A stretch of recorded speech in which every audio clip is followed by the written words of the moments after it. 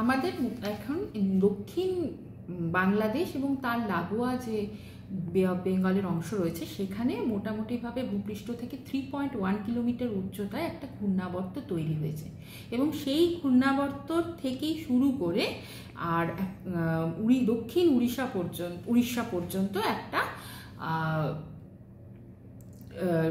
নিম্নচাপ অক্ষরেখা তৈরি হয়েছে।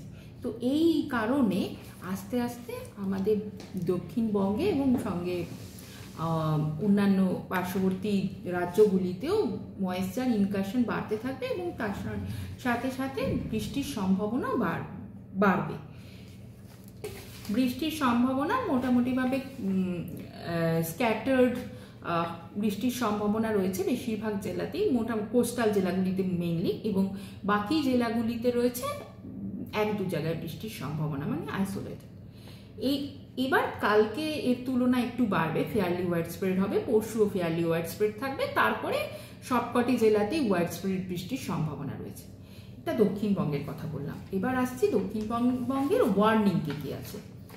দক্ষিণবঙ্গে ডে 3 মানে আজকে 14 তারিখ, 15, 16 তারিখ ভারী বৃষ্টির সম্ভাবনা রয়েছে সাউথ 24 পরগনা, ইস্ট ওয়েস্ট মিদনাপুরে। 15 তারিখ এটা গেল 14, 15, 16 তারিখ ভারী বৃষ্টির সম্ভাবনা সাউথ 24 পরগনা, ইস্ট ওয়েস্ট মিদনাপুরে। 17 তারিখেও ভারী বৃষ্টির সম্ভাবনা রয়েছে south 24 Pargana, east West Midnapore, east West Bardhaman, Bankura, Jhargram, Purulia জেলাতে। আর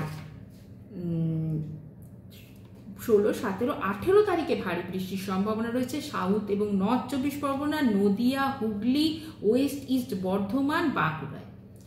আর 19 এবং 20 তারিখে ভারী বৃষ্টির সম্ভাবনা রয়েছে মুর্শিদাবাদ এবং বীরভূম জেলাতে।